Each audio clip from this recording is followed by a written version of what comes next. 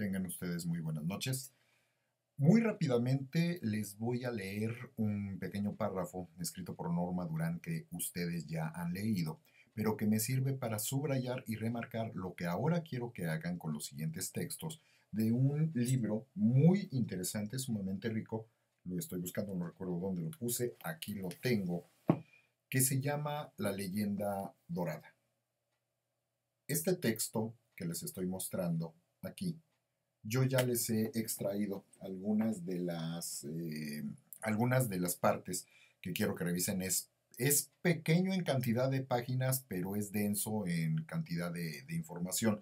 Y sobre todo porque lo que más me interesa es que ustedes sean capaces de entender a los ojos de estas formas de leer en la época medieval que hay cosas que nos pueden sonar bastante conocidas, pero otras no tanto. Recordemos todo lo que ha sido la transición que se fue dando desde la antigüedad clásica, cuando pasamos por Herodoto, cuando se da el cambio, cuando entra el cristianismo ya a ser el pensamiento dominante en el mundo romano, lo que San Agustín va a tratar de enseñar acerca de lo que es la ciudad de Dios. Y recordando que hay una esencia que se mantiene del paradigma previo del mundo clásico, ahora se convierte a estos primeros pasos del mundo medieval. Y el momento al que nosotros hacemos referencia ahora es un mundo medieval un poco más allá, más avanzado, más complejo, pero que sigue teniendo características muy marcadamente influidas por la visión católica, católica cristiana. Es en esta parte que nosotros debemos de entender que hay ciertos elementos que nos van a ayudar a notar cómo se está dando el proceso de cambio, pero no solo hacia la parte religiosa. Todavía lo que nosotros revisamos en este momento tiene una clarísima influencia del lado religioso. De hecho, va a ser Santiago de la Vorágine quien va a escribir este texto que les mostraba hace un momento. Y las versiones que ustedes van a revisar, a lo mejor les suenan muy conocidas en ciertos puntos, pero va a haber otras en las que no, precisamente porque la leyenda dorada, y aquí estoy citando la explicación que se arma en torno a este libro por Fray José Manuel Macías, nos dice: la leyenda dorada, escrita en latín hacia el año 1264 por el dominico genovés Fray Santiago de la Vorágine o de Baratze, constó inicialmente de 182 capítulos. Nosotros solo vamos a revisar dos para que nos demos una idea. El público de Europa dispensó a la obra una acogida entusiasta. Reproducida en numerosos manuscritos, circuló durante los dos primeros siglos de mano en mano. A lo largo de estos 200 años, los copistas que no daban abasto a la demanda, bien espontáneamente o bien por encargo de sus respectivos clientes, a los 182 capítulos originales de Fray Santiago, fueron añadiendo a modo de suplemento algunos otros compuestos por autores cuyos nombres desconocemos.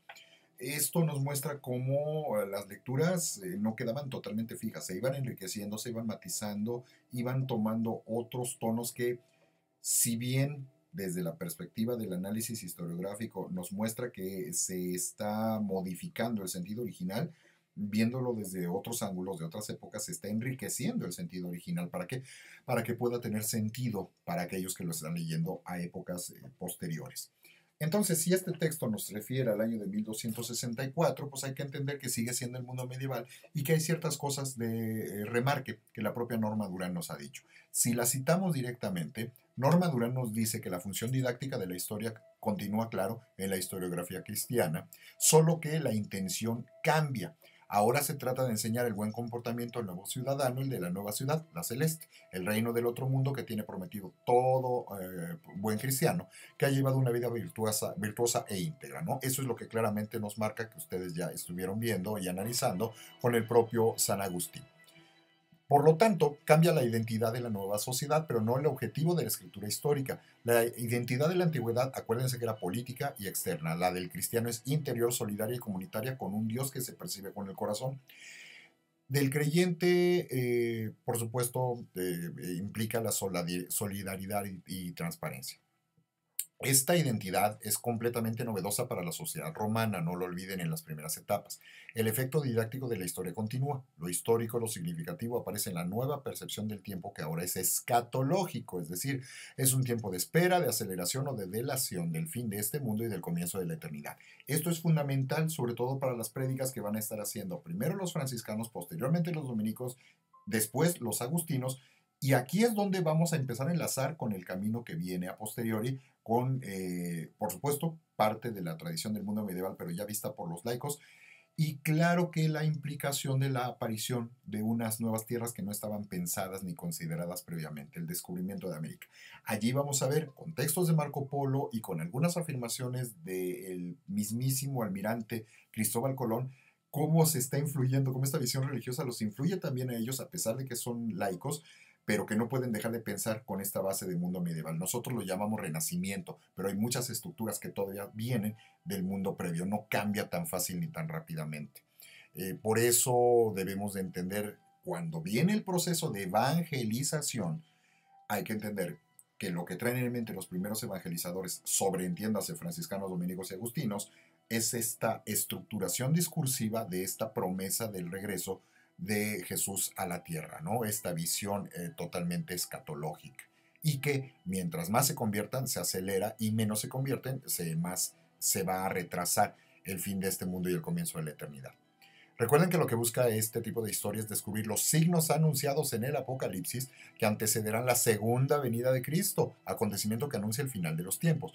Por eso los textos religiosos tratan de recordarnos, ¿no?, cómo se fueron estructurando esta serie de planteamientos para que nosotros seamos capaces de reconocerlos en el momento adecuado, cuando tenga el nuevo sentido para la vida que estamos viviendo o que se estaba viviendo en los siglos XIII, XIV y XV.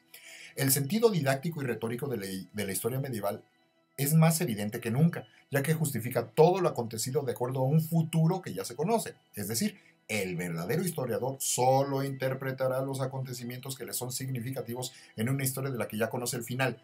Recuerden que eso se plantea justamente en El nombre de la rosa, escrito por Humberto Eco, pero basándose en la estructura de pensamiento y los significados, la construcción semiótica que se tiene en el mundo medieval. Todo buen comportamiento es coronado con el cielo, así como el malo con la condenación. Esto según el código que dicta la moral cristiana, interpretada a través de su texto sagrado más importante, que es la Biblia. La historia humana debe siempre de justificarse desde la voluntad divina, esto es ejemplar.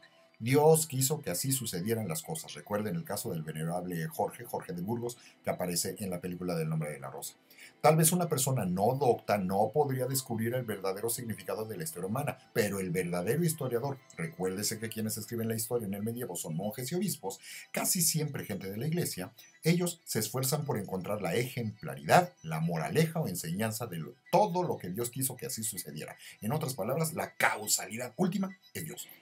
Eso es lo que nosotros encontramos justamente en El nombre de la rosa, y que aquí nosotros lo acabamos de remarcar, viendo que es un proceso que está ajustando ciertos elementos, pero que después van a ser los laicos los que lo van a manejar. Y por supuesto esto implica una reinterpretación de una estructura que, si bien proviene del mundo antiguo, de la antigüedad clásica, se está adecuando a las nuevas temporalidades, y por eso es tan interesante cuando uno revisa estos textos y se da cuenta de que a veces cuando uno los ve a los ojos del mundo moderno, contemporáneo, posmoderno, como le queramos llamar esta etapa en la que nosotros vivimos, pues resulta que estamos muy lejos de entender siquiera qué es lo que nos están tratando de explicar y de decir. Ojalá que disfruten su lectura, porque además es sumamente entretenida, es sumamente rica y nos permite conocer cómo pensaban otros hombres de otros tiempos y de otras épocas. Muchísimas gracias.